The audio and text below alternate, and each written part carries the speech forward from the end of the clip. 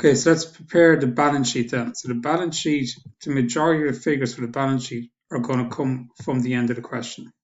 Okay, so your balance sheet is going to be made up of your fixed assets. So fixed assets we have our buildings, equipment, and furniture. We're going to have cost, cumulative depreciation, and your net book value is when you take your cost away from your cumulative depreciation. So the figure for fixed assets is taken from working 12. So we would have your buildings 750,000 and your cumulative depreciation 520. So 50,250. So 750, 50,250, take them away and you get 699,750. Your equipment then, working 12 as well.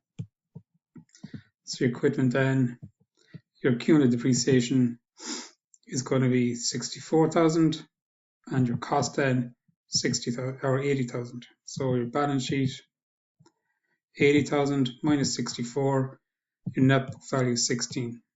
And then your furniture then, from that adjustment as part of working 9 when we sold the furniture. So 32,000 is going to be your cumulative or your fixed costs, and 18,400 is going to be your cumulative depreciation. So 32,000, 18,400, take them away, you get 13,600. You're going to add up the three figures to get your total cost of 86,000 or 862,000. Add up the three to get your cumulative depreciation, 132,650.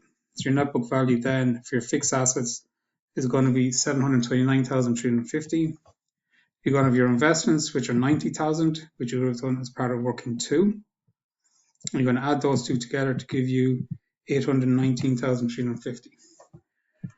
Then your current assets, so small things that we have for the year that we can get rid of quickly to convert into cash. So you have your shop and your oil. So they're taken straight from the question at the end. So closing stock, shop, and oil. You're going to have any expenses prepaid are going to go in there. So you got your cleaning and any incomes due. So expenses prepaid would be an asset, income due would be an asset. So that's part of your working 11. So, and also taken straight from the question as well. So you got your client fees. Client fees. So see client fees here.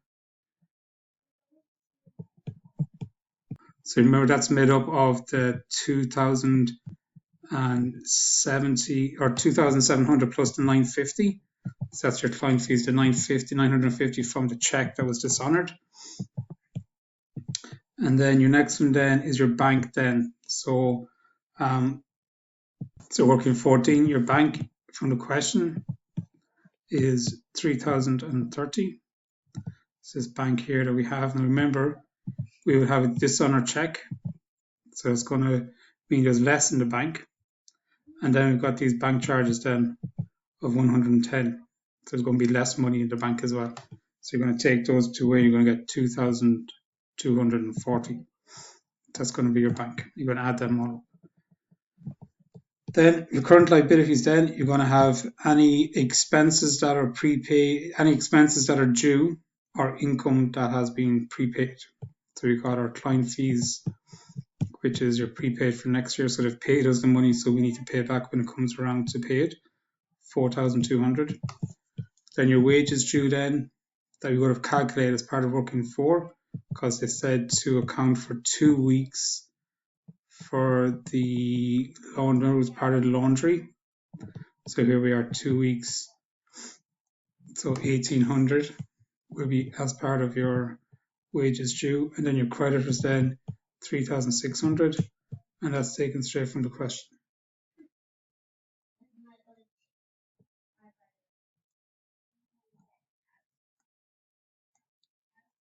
So members due.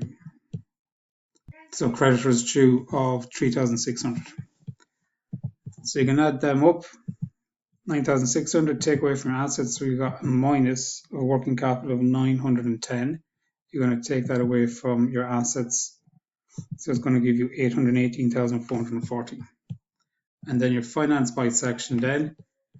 Your authorized capital is 500,000. So that's taken straight from the question. Up here, 500,000, you've issued 350,000, so that's how much capital you've raised through issuing shares. And your profit and loss then from part C, 468,440. You're going to add them together, and then the two of them are going to balance off. So you know that you've done that account correctly. And that's how you answer the balance sheet.